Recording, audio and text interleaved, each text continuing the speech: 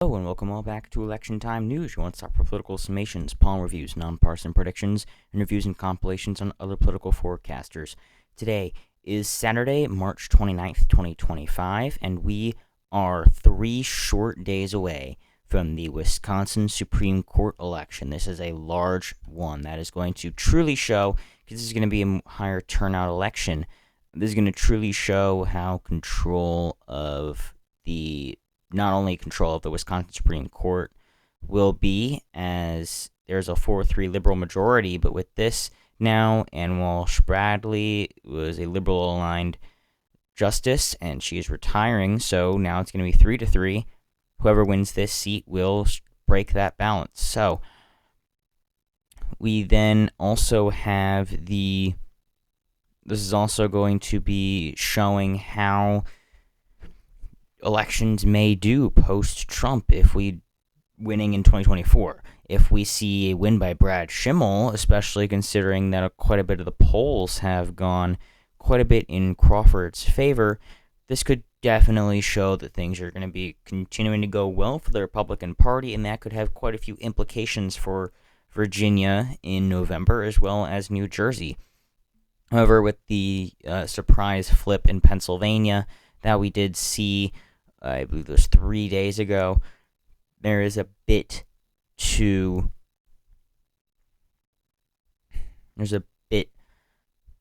think about there, but of course there have been a few Republican surprise wins as well. So looking at the county map here, a few things have shifted. Not much though. It's going to be just a bit more of the extremes. It's still going to be relatively close. A bit more of the old coalitions are still going to be showing up in these races as they typically do. If you look at the election maps in previous years, in 2023, you end up with, of course, there was a huge victory, but you have this entire Western coalition out here. You also have the working class populations over here as well. And also, even down here, I believe that one is Ozaukee. You go back to 2020, election before that, also a strong showing out in this western area, even more so, even over here, this band, depending on how things go for the election of the, I believe it is the statewide superintendent, how well that goes, that we could absolutely see some strong performance in some of these counties as well, even though they're generally more Republican. But this could go a bit more towards the Republicans than a few other ones. This is an open seat here. There doesn't seem to be too strong of a showing here. But then again, it could also go very blue. So we have SoCal Strategies, of course, a slightly Republican-leaning. So I actually have that in there, sponsored by On Point Politics, and also Red Eagle Politics actually does also help run with those and sponsor them. But they are creators in the same field as we are here. And so here's their Crawford, here's their Substack, registered and likely voters. They do not have an available margin of error. They have 50 to 42 with 8% undecideds. And registered voters is actually closer, 46-40, but with 14% undecided. So it really depends on how the undecideds will break, because if you have Susan Crawford here at 50%, that's likely voters. Okay. If you have 50%, then you obviously can't really beat that necessarily, but if it's 46-40, 14% undecided, it depends on how those undecided voters break. So it's even coming down to the final week, that was literally just earlier this week, down to 7 days before the election. Then are you going to end up having these people deciding on election day or not? That literally will leave it down to the final hours when we're looking at results coming in, which way it'll go.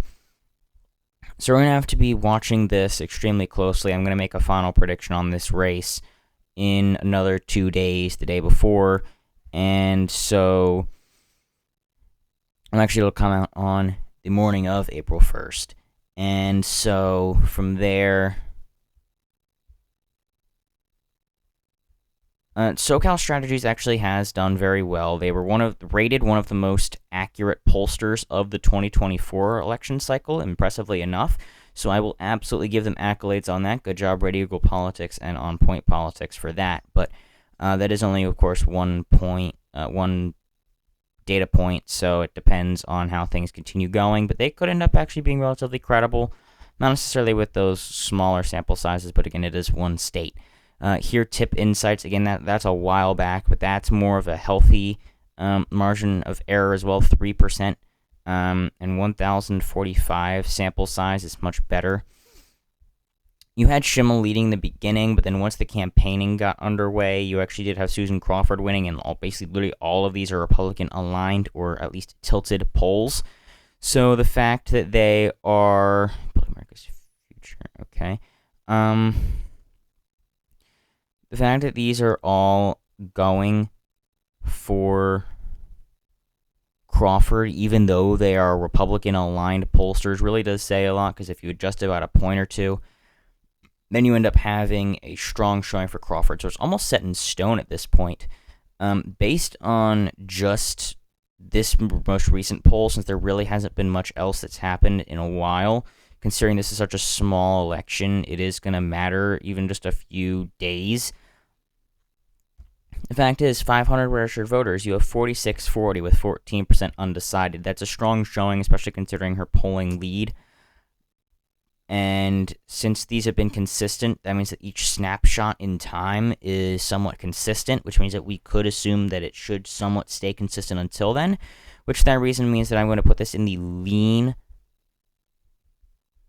lean Crawford column. So I expect this is going to be somewhere between a 60 and a 75% chance of Crawford winning the election in the state of Wisconsin. 60 to 75% chance. So that's probably somewhere around the odds that most people gave Donald Trump of winning the presidential election right before Election Day. So like the first week of November. That's probably about the same odds. So looking at the map again, there's not much of a difference here, except again for this Western Coalition. Of course, these counties, they could change quote-unquote allegiance a good bit here. We could end up having some lower numbers up in, Brown County. That county starts with an O, but I'm blanking on the name. And so in the middle, if it would go down, then you'd actually have some very impressive numbers. But you could end up even like with some better numbers, even down in, and I'm gonna cheat a little bit here. I'm blanking on these names here for a minute. Let me just, don't want to get them wrong. Getting better numbers down in Kenosha County, Racine, Waukesha. There's Ozaukee. North of it's Ozaukee. Winnebago, there's not an O. Yeah, Brown County, Outagamie, there's the O. Outagamie County. Trinidad and Buffalo are going to be doing in there. La Crosse is going to be hanging in, potentially not surrounded by red this time. Or purple and yellow, depends on what color scheme you're going to be using here. I chose to not use red and blue because, of course, officially they are nonpartisan. And so I do have this as lean Crawford. It is still up to potentially change. It could potentially go even stronger for Crawford as we actually do get closer to election night. So from there, we're going to have to definitely look into how, I have the wrong icon there, into how this will go over, literally even just the next 2 days. There's a pretty good chance that things will stay as they are, and that means that'd probably bump Crawford's chances up, but truly anything is possible, and depending on if there could be any, scandals or something, there could be a change last minute. So, thank you all for watching today's video. If you enjoyed it and want to see more content like it, there's plenty of other videos on my channel. Make sure to subscribe so you'll get future content as well. And of course, I also do Canadian and Australian content if you're interested in that. I'll be putting out my first Australian video in the next week, and I will be continuing with some more Canadian content. My first video has actually done pretty well, so I will definitely be prioritizing that since it's sort of a down season in American politics. But even though it's a down season, remember, there's never a dull moment in politics. Thank you all for watching, and have a fantastic rest of your day.